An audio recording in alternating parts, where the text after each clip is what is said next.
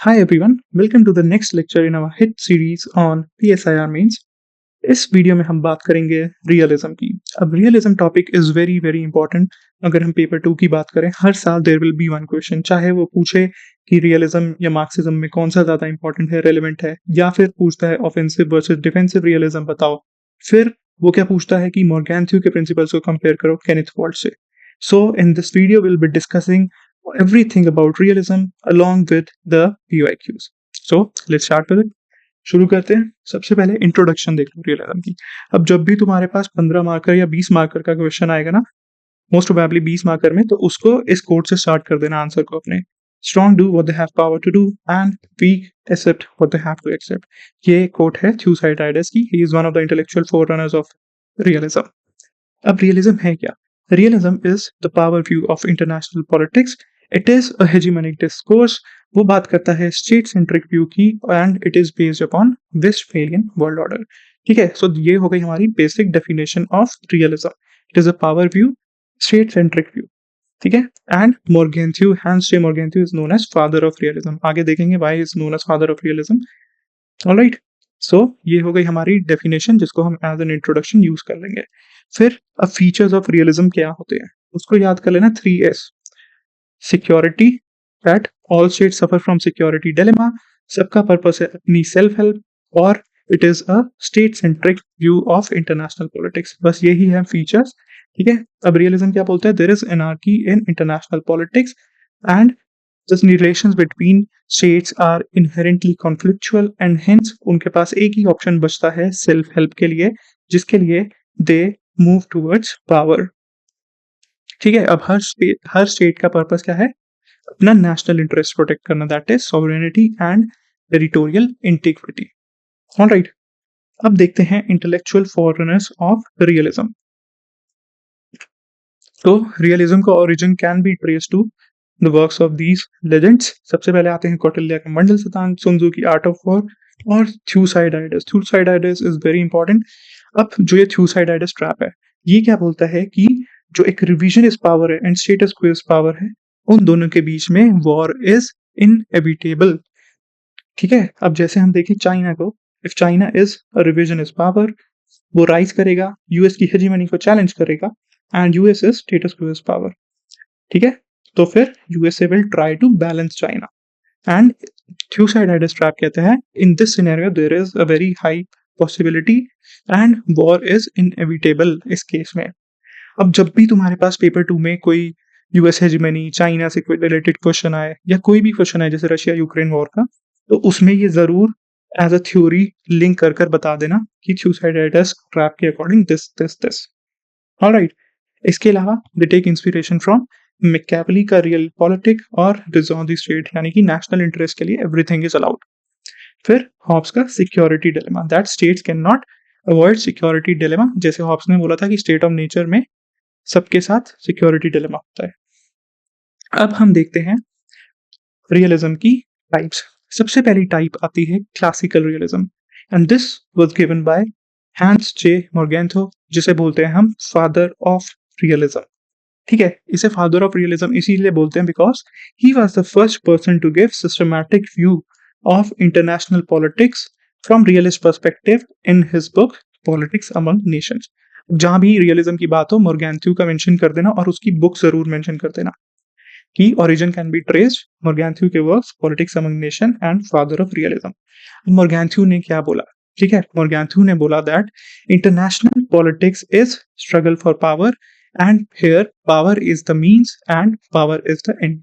ठीक है, तो उसने बोला कि जैसे हमारा human nature is driven by power, we are all animals dominant, यानी कि पावर सीकिंग, वैसे ही जो हमारी स्टेट्स हैं, चाहे इंडिया हो, यूएस, चाइना, तो सबको अपने नेशनल इंटरेस्ट को प्रोटेक्ट करने के लिए एक ही चीज का सहारा है, and that is power, and every state will seek power.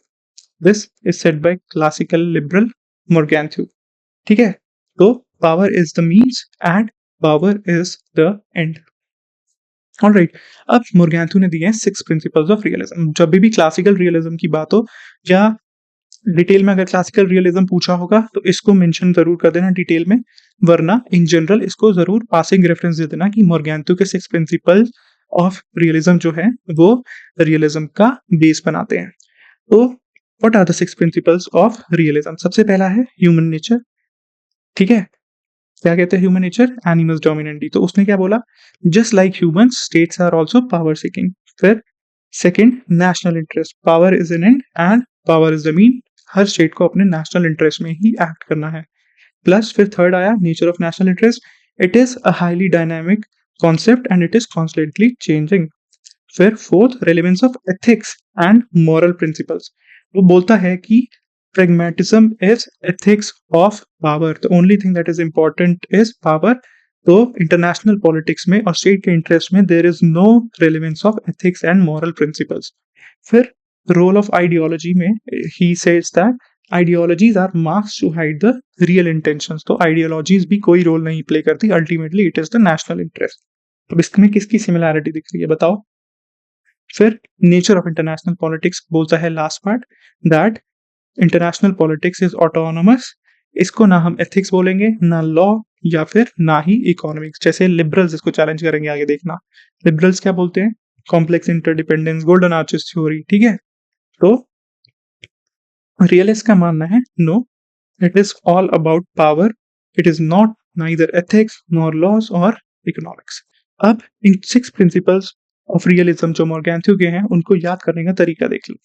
हमारा नेशनल इंटरेस्ट में एथिकल है आइडियोलॉजी एंड पॉलिटिक्स का सेपरेशन। तो ये हो गया ह्यूमन नेचर, नेशनल इंटरेस्ट, फिर nature of national interest, role of ethics, role of ideology and nature of international politics. बस ये सिंपल सा तरीका है, इससे तुम्हें ये सारे 6 के 6 प्रिंसिपल्स याद हो जाएंगे। ठीक है, फिर Morgenthau says that the way to achieve peace is through diplomacy and balance of power. Alright, so ये है हमारा basic classical realism given by मॉर्गेंथ्यू।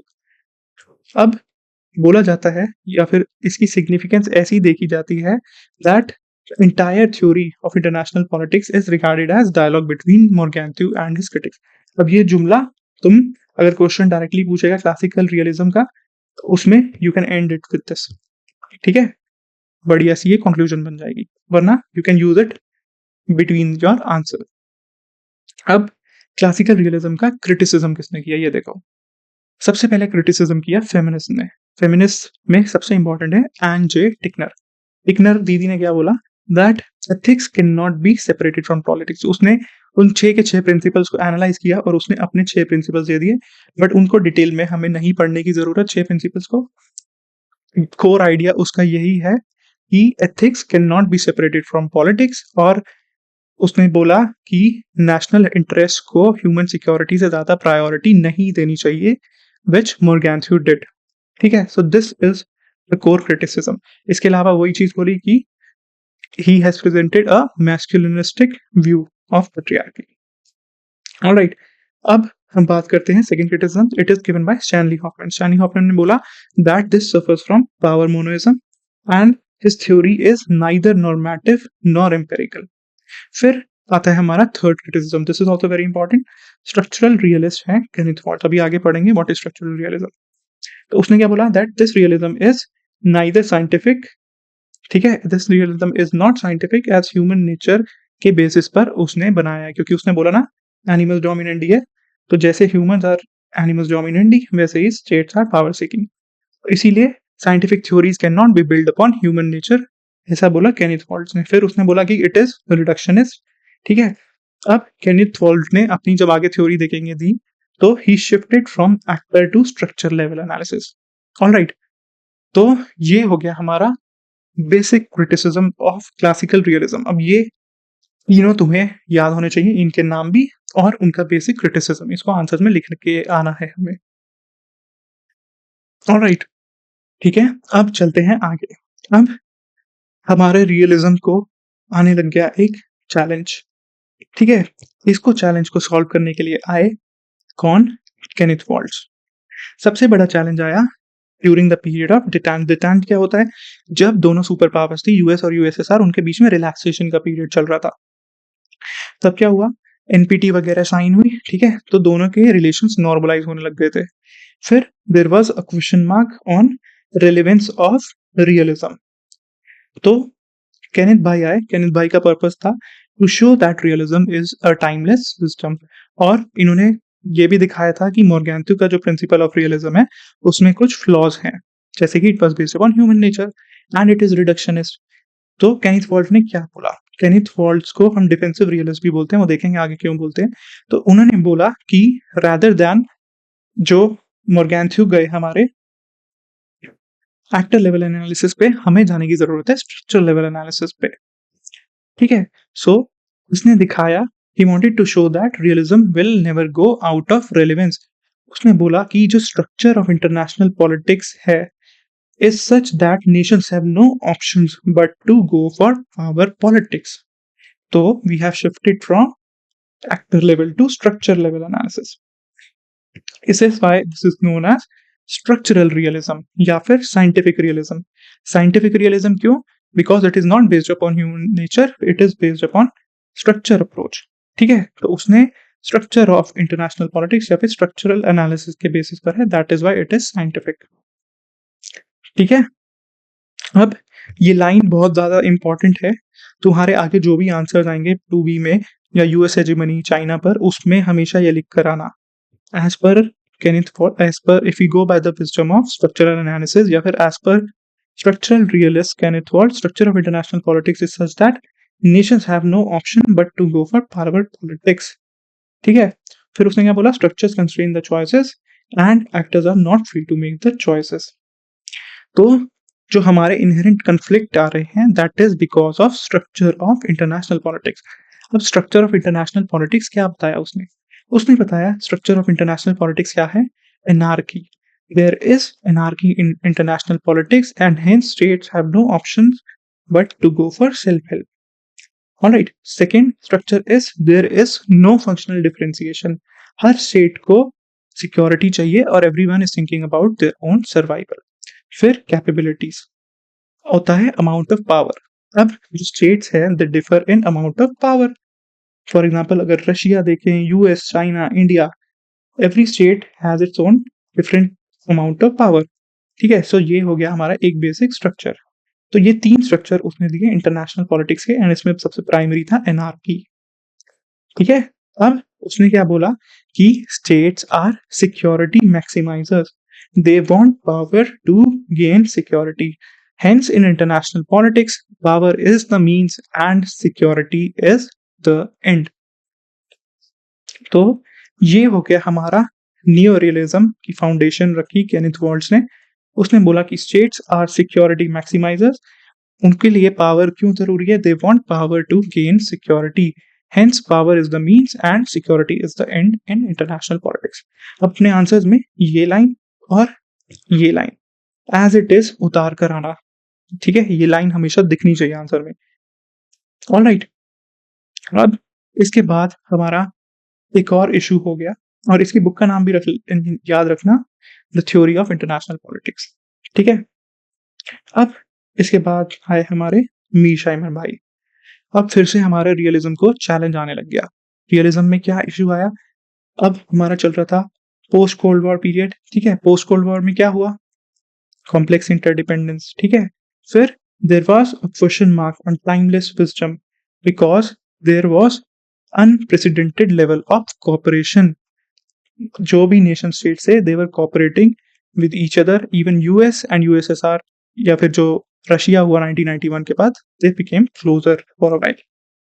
Alright. तो जो लिबरल आइडियाज थे, democratic peace theory, complex interdependence, collective security, alright, तो उस सब चीजों से रियलिज्म को चैलेंज मिलने लग गया।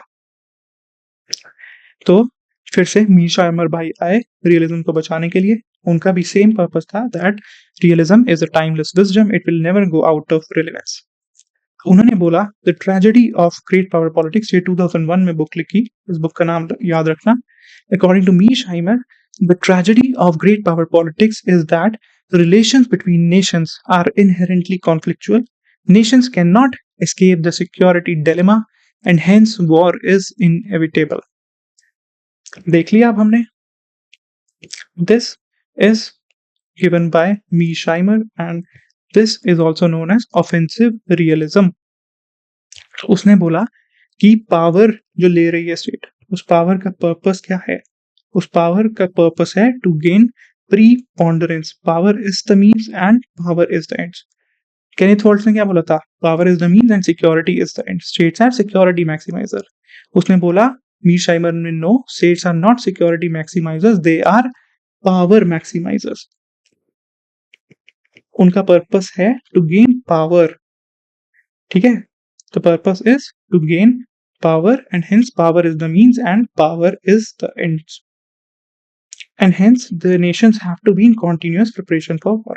देखो अब 2001 के बाद क्या होगा? 9/11 हुआ, 2000 global financial crisis, rise of China, फिर यूएस वापस से आ गया टू काउंटर चाइना। इसीलिए जो रिलेशंस हैं वो इनहेरेंटली कॉन्फ्लिक्चुअल ही रहेंगे। अब he also taught some strategies balance करने के लिए। ये हमने पिछली वीडियो में देखी थी, बैलेंस ऑफ पावर में बक पासिंग। जैसे अब यूएस क्या कर रहा है? इंडिया को पास ऑन कर रहा है फॉर इंडो पैसिफिक, या फिर जापान ऑस्ट्रेलिया का सहारा ले रहा है। ऐसे ही वेट एंड ब्लीड कहती है सपोर्ट द वीकर पावर, और blood letting supply arms in war and let them fight non stop. जैसे यूक्रेन रशिया के साथ कर रहा है, तो उसमें यू कैन यूज ये ब्लड लेटिंग कर रहा है यूएस। ठीक है, ऐसी थ्योरी अपने आंसर्स में लिंक कर कर आओ। अब हम चलते हैं नेक्स्ट पार्ट पर। नेक्स्ट पार्ट में हम देखेंगे इन दोनों का डिफरेंस क्या है। Defensive realism versus offensive realism हमें ऑलरेडी समझ में आ चुका है। केनिथ ने क्या बोला? Power is the mean, security is the end. Mearsheimer ने बोला power is the means and power is the end. States are security maximiser, power maximiser. Purpose of power is to gain preponderance and hegemony बनाने के लिए।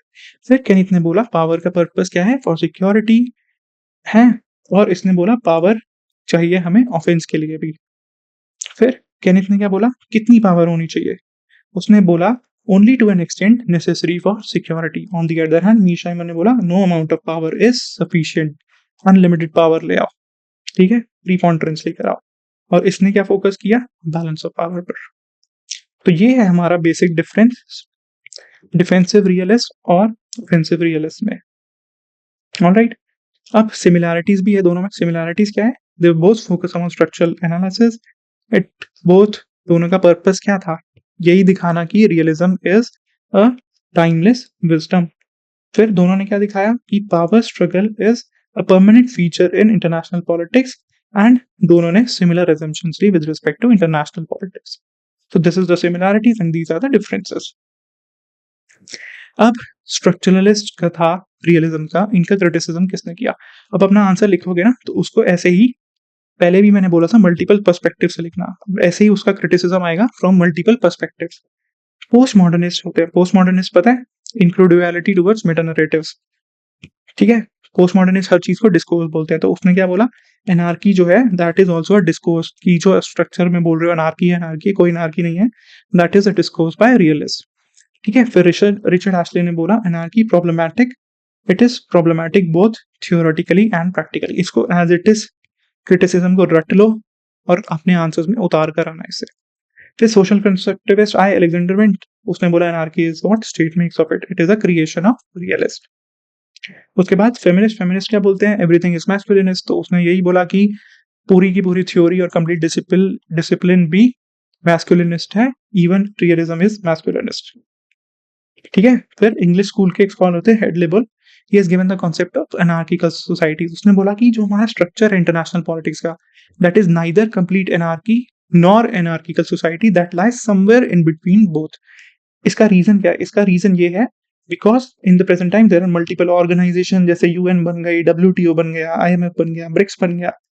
ठीक है, so we are lying somewhere in between anarchy and society, जिसको उसने बोला anarchical society. फिर post colonial scholars क्या बोलेंगे? That this is Eurocentric. ये हो गया हमारा क्रिटिसिज्म। सिंपल। अब इसके बाद एक और टाइप का रियलिज्म होता है, that is neo classic realism. It can be seen in the works of Farid Zacharia. उसने क्या किया? फैक्टर लेवल और स्ट्रक्चर लेवल एनालिसिस को मिला दिया, तो क्लासिकल और नियो को मिलाकर नियो क्लासिकल बना दिया। ठीक है, he has linked the scientific rigor of neo-realists and domestic factors like role of leaders, institutions, जो हमारा क्लासिक रियलिज्म में देखने को मिलता है। तो नियो और क्लासिकल को मिलाकर बना दिया नियो क्लासिकल। ऐसे ही there is also fourth type post colonial वालों का, that is not much relevant. तो वो क्वेश्चन अगर पूछेगा तो क्लासिकल और नियो के डिफरेंस पे ही जाएगा या फिर डिफेंसिव ऑफेंसिव पे। बहुत ही सिंपल टॉपिक है और क्वेश्चन भी सिंपल आता है। अब देखते हैं इसके पीवाईक्यूज कौन कौन से आए हैं। सो हर साल देयर इज वन और अनदर क्वेश्चन, यूजुअली 10 और 15 मार्क्स में ही पूछते हैं। सबसे पहला देखो उसने क्या पूछा, what do you mean by offensive and defensive realism. अब इसका कैसे स्ट्रक्चर करोगे, पॉज करके स्ट्रक्चर करो। इंट्रो में बता देंगे रियलिज्म क्या है, मॉर्गेंथ्यू फादर ऑफ रियलिज्म, उसने 6 प्रिंसिपल्स दिए, फिर उसकी कुछ शॉर्टकमिंग्स थी, जो एवोल्यूशन हुआ, चैलेंजेस आ रहे थे, उसके बाद हमारा आ गया स्ट्रक्चरल रियलिज्म। अब स्ट्रक्चरल रियलिज्म की फाउंडेशन किसने रखी, केनेथ वॉल्ट्ज। उसकी बुक का नाम लिख दो, फिर उसने बता दो स्ट्रक्चर लेवल एनालिसिस पर गया, structure is inherently conflictual and anarchical. ठीक है, अब बता देंगे कि वाई ही इज डिफेंसिव। उसने क्या फीचर्स बोले, states are security maximisers, power is the mean and security is the end. फिर उसके बाद due to post cold war जो एवोल्यूशन हुआ, मीरशाइमर की बुक आ गई tragedy of great power politics, उसमें उसने दिया ऑफेंसिव रियलिज्म कि no amount of power is sufficient, power is the means and power is the ends. तो हमने जो ये डिस्कस किए थे ना, यही सब इसमें लिखने हैं और इनको कोशिश करना कि एग्जाम्पल से रिलेट कर कर दिखाओ। एग्जाम्पल में you can show US China का, यूएस रशिया का, ठीक है, इसके साथ इसमें मेंशन कर देना न्यू कोल्ड वॉर या फिर रशिया यूक्रेन के एग्जाम्पल। तो ये एग्जाम्पल्स तुम्हारे आंसर में और ब्राउनी पॉइंट्स दिलवाएंगे। ठीक है, ये हो गया हमारा सिंपल पहला क्वेश्चन। बहुत ही सिंपल क्वेश्चन आ रहे हैं इस टॉपिक से। Discuss the emergence of neorealism and its basic tenets. देखो कितना कितना सिंपल क्वेश्चन पूछा उसने। इसमें बता देंगे रियलिज्म आया, फिर इमर्जेंस की बात करो, सीधा सीधा इमर्जेंस पर आ जाओ। मॉर्गेंथ्यू ने दिया इमर्जेंस क्या हुआ, इमर्जेंस नियोरियलिज्म का इसीलिए हुआ क्योंकि रियलिज्म पर क्वेश्चन मार्क आ गया। ठीक है, फिर केनेथ भाई आ गए बचाने और दिखाने की it is a timeless wisdom, क्योंकि डिटेंट चल रहा था। तो यही उसने पूछा कि क्यों इमर्ज हुआ, डिटेंट चल रहा था, उसने दिखाने आ गया टाइमलेस विजडम। फिर उसने अपने कुछ बेसिक टेनेंट्स दे दिए, वही स्ट्रक्चर बता दो कि एनार्की है। ठीक है, वो सारे उसके जो फीचर्स थे that we will write in basic tenets of structural realism. उसके बाद इसका क्रिटिसिज्म भी दिखा देना, क्योंकि 15 मार्कर है, क्रिटिसिज्म दिखा देंगे, फिर बोल देंगे कि इसके बाद इसके छोटे भाई और आ गए थे मीरशाइमर, उसको एक स्टेप आगे लेकर चले गए, हेंस रियलिज्म इवॉल्व एंड एक टाइमलेस सिस्टम है। ये कंक्लूजन हो जाएगा हमारा। ऑलराइट, नेक्स्ट क्वेश्चन देखो, differences between classical realism of Morgenthau and neo realism of Kenneth Waltz. Simple, बिल्कुल सिंपल क्वेश्चन। इसने क्या किया, it is based upon human nature, man is power seeking. ठीक है, man is power seeking, states are also power seeking. फिर Kenneth Waltz किस पे गया, he went for structure level analysis, structure पर चला गया। ये एक्टर लेवल एनालिसिस पे था, ये स्ट्रक्चर लेवल एनालिसिस पे चला गया। यही बेसिक डिफरेंस है। अब इसी की हमें कहानी बनाएंगे थोड़ी सी और 10 मार्कर लिख देंगे, बहुत सिंपल है, हो जाएगा। Is realist approach the best method to understand international relations? Examine this in the context of classical realism. अब ये पूछा भी उसने 20 मार्कर में, तो इस 20 मार्कर में हम थोड़ी सी कहानी बनाकर दिखाएंगे। सबसे पहले हम क्या करेंगे, अपनी कोड डाल देंगे, strong do what they have power to do, weak accept what they have to accept. ठीक है, फिर हम बताएंगे कि रियलिज्म क्या है, Morgenthau father, state centric view, security dilemma, self help, 6 principles दे दिए उसने, क्लासिकल रियलिज्म की फाउंडेशन रख दी। फिर सेकंड पार्ट, अब हम बताएंगे कि बेस्ट मेथड है या नहीं। तो बेस्ट मेथड है या नहीं उसको बताने का तरीका क्या है, उसको बताने का तरीका ये है कि इसको दिखा दो कि सबसे पहला चैलेंज आया उसको कब, ड्यूरिंग द पीरियड ऑफ डिटेंट। तो तब एक नियो रियलिज्म आ गया बाय केनेथ वॉल्ट्ज। ऑलराइट, ऐसे ही फिर पोस्ट कोल्ड वॉर में it was again challenge due to liberal approaches. ठीक है, फिर मीरशाइमर आ गया। तो ऐसे ही हर बार उसको चैलेंज मिला, क्रिटिसिज्म दिखा दो उसका। किस किसने उसको क्रिटिसाइज किया? सोशल कंस्ट्रक्टिविस्ट ने किया, पोस्ट मॉडर्निस्ट ने किया, फेमिनिस्ट ने किया। Despite that it is one of the best methods to understand international relation, क्योंकि हम देखें अगर स्ट्रक्चर ऑफ इंटरनेशनल पॉलिटिक्स को, it is anarchical, there is always a security dilemma. इसके साथ फिर हम कुछ प्रेजेंट एग्जांपल्स दिखा देंगे। US China cold war, Russia Ukraine, या फिर साउथ एशिया में इंडो पाक, इंडो चाइना। ठीक है, फिर लिख देंगे कि it remains one of the most important method for to understand international relations. ऐसा कर कर we will conclude our answers. Alright, फिर लास्ट क्वेश्चन क्या है? मेजर डिफरेंस बिटवीन क्लासिकल, वो देखो सेम क्वेश्चन 2018 और 2015 में। सिंपल, उसने फिर पूछ लिया कोल्ड वॉर के बाद कौन सा ज्यादा इंपॉर्टेंट है, ये स्ट्रक्चर लेवल एनालिसिस है इसीलिए इंपॉर्टेंट है, बस। This is how they are asking very simple question, और हर साल इससे थीम से you will be getting one question. Alright, so with this let's end this lecture. I hope you guys liked it and समझ में आया ये concept. It is very simple, अच्छे से इसको कवर कर लेना। Till next class, all the best and have a great day.